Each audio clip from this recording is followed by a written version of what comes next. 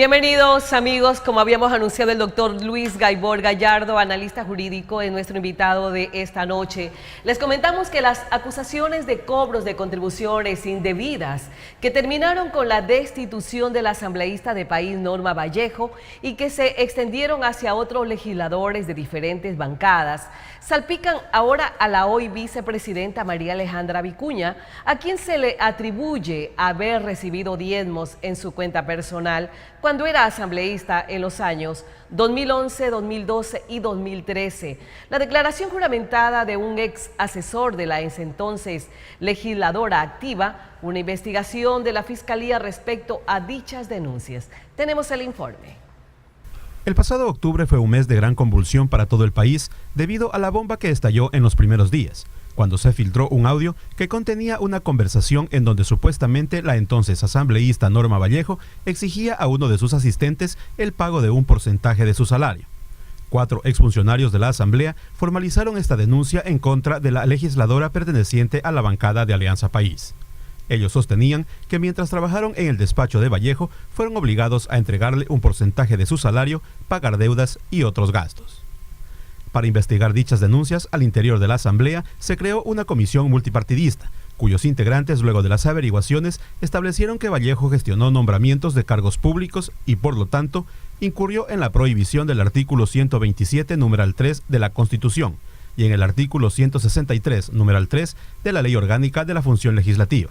La referida comisión en su informe recomendó al Pleno que se resuelva la pérdida de cargo de Vallejo, quien además debía asumir otras responsabilidades que determina la ley. Con 89 votos a favor, 1 en contra y 10 abstenciones, la asambleísta Norma Vallejo fue destituida la noche del martes 13 de noviembre por la Asamblea Nacional. Durante la sesión de esa tarde y noche, en el Pleno se mostraron videos de la investigación realizada por el tema denominado diezmos, que eran aportes solicitados a colaboradores de los movimientos políticos a cambio de mantener sus puestos de trabajo. No obstante, la destitución de Vallejo destapó nuevas denuncias en contra de otros legisladores, como María José Carrión de País y Ana Galarza de Creo. Pero ahora las acusaciones de cobros de contribuciones indebidas son en contra de la hoy vicepresidenta María Alejandra Vicuña. Se le atribuye haber recibido diezmos en su cuenta personal cuando era asambleísta en los años 2011, 2012 y 2013. En la declaración juramentada de Ángel Polillo Sagbay, ex asesor de la entonces legisladora por Alianza País ante la Notaría 13ª del Cantón Quito, María Portilla Bastidas, declaró haber trabajado en el despacho de María Alejandra Vicuña con 2 cargos distintos y que debía hacer depósitos a favor de la entonces asambleísta.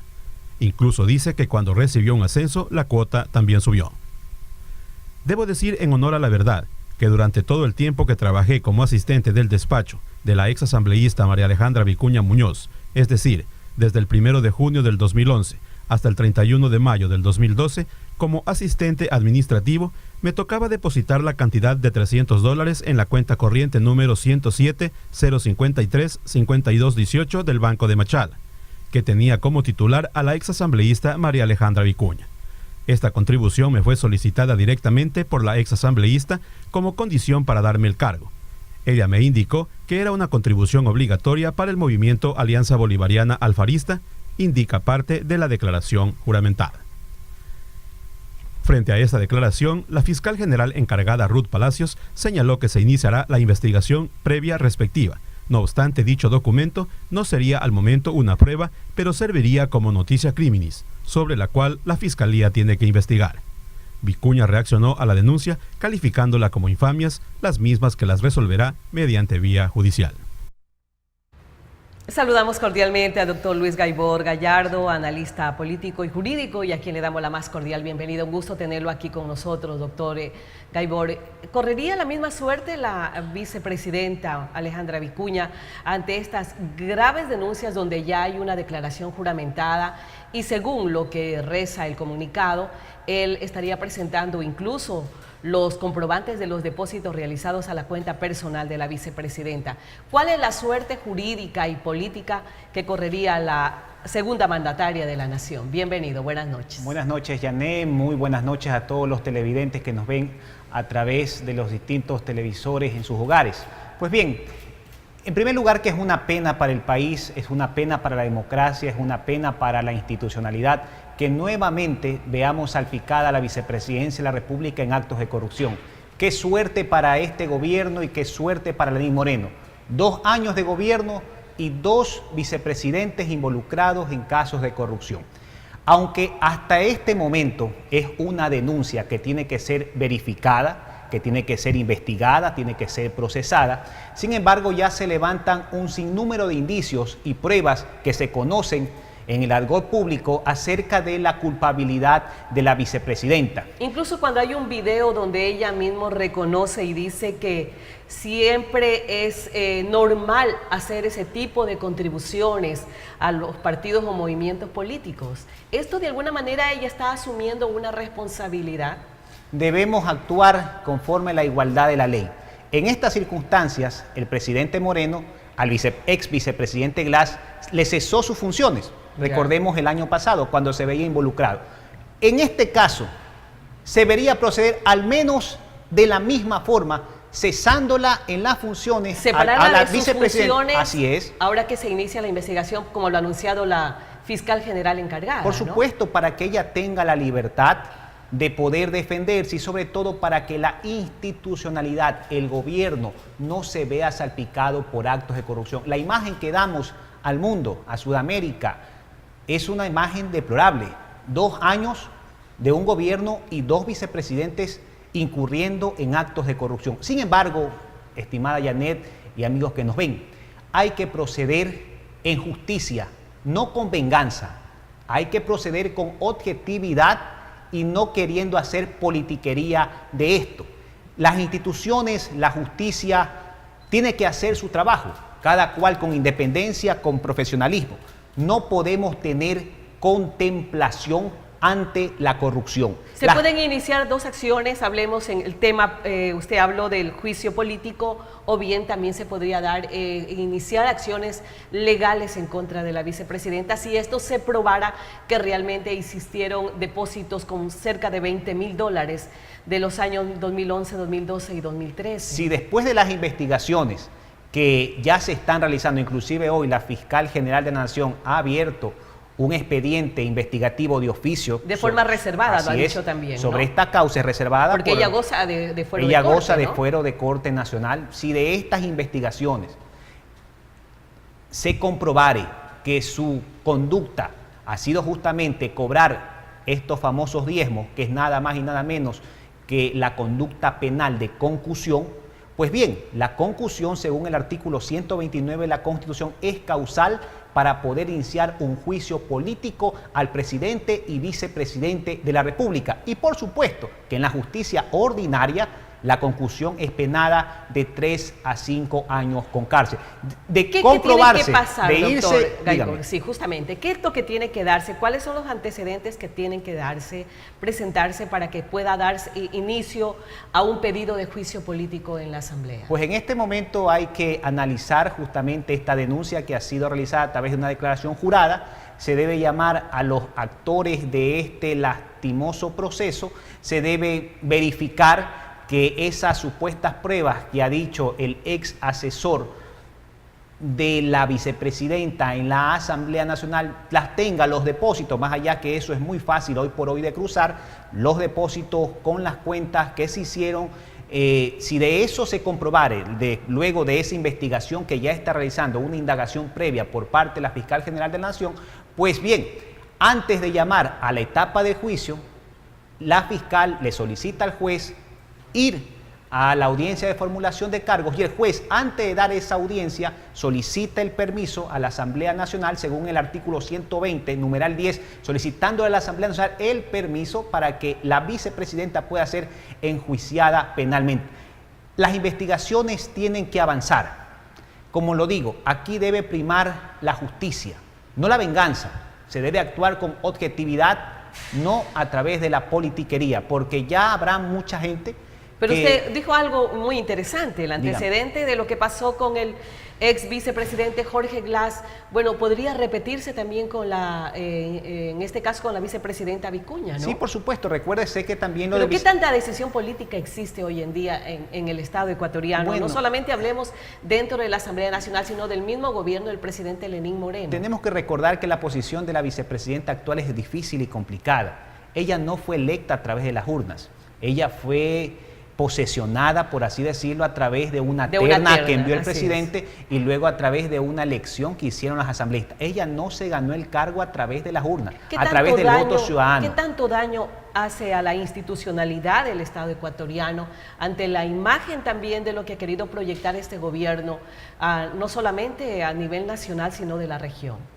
La imagen con el vicepresidente Glass estaba totalmente destruida, complicada. Esto viene nuevamente a lacerar esa herida, por lo cual creo yo que, como dije en su momento, lo más sano sería que el presidente le quite las funciones o le dé una licencia sin remuneración. Usted ha dicho hay que actuar en justicia, pero hasta el día de hoy no se ha comprobado de que exista verdaderamente actos de corrupción del expresidente Jorge Glass.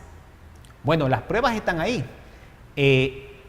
Luego de este caso de la asociación ilícita del ex vicepresidente, se ordenaron algunos otros expedientes que el fiscal que dimitió hace semanas atrás. Sí, pero dineros que supuestamente fueron mal versados, mal utilizados. Se estableció peculado, jamás se los ha podido encontrar hasta el momento. Se estableció cohecho, se estableció concusión, se estableció enriquecimiento ilícito.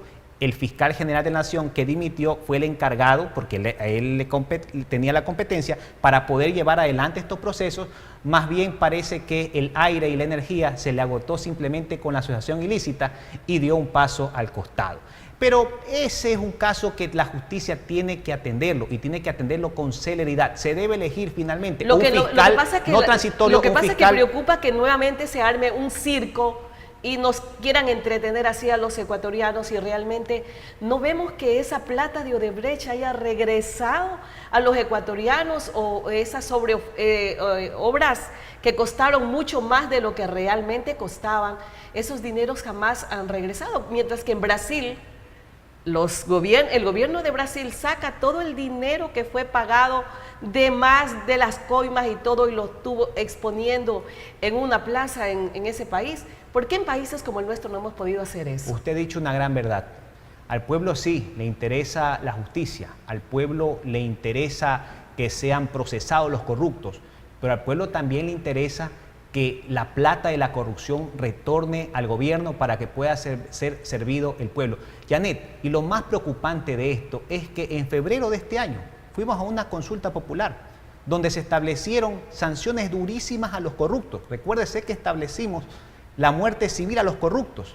Entonces, este país ha dado muestra a sus ciudadanos de estar en contra de la corrupción. La pregunta 1 ganó con el 74% de aprobación. La lucha contra la corrupción tiene que ser sin piedad, sin parar, porque nos apena decirlo, internacionalmente nuestro país está totalmente desprestigiado. Aquí parecemos la corrupción como la hidra de Lerna que tuvo que enfrentar Hércules, aquella serpiente que usted cortaba una cabeza y le nacían 2, cortaban 2, le nacían 4, 4, 8.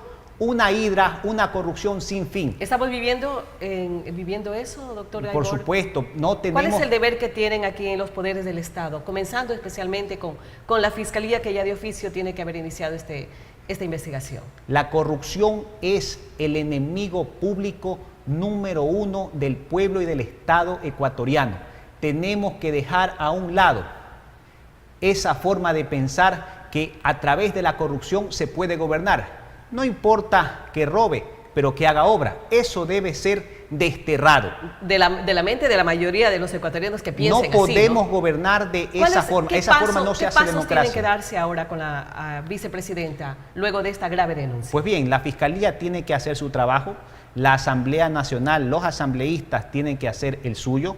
Tienen que presentar una acción de juicio político en la Secretaría de la Asamblea Nacional. Luego esta acción irá al CAL, el CAL la califica, el CAL le da viabilidad. Pero recordaba algo, ahí el CAL nuevamente se enfrenta a una consecuencia de la corrupción justamente, que una vez que el CAL califica esa acción de juicio político, tiene que enviarla a la Corte Constitucional. Así es. Ve, y no hay Corte Constitucional. Hay vacancia constitucional porque los jueces fueron cesados por el Consejo Transitorio de Participación Ciudadana. ¿Un caso más de probarse que esos casos de corrupción queden nuevamente en la impunidad? No, espero que no quede la impunidad.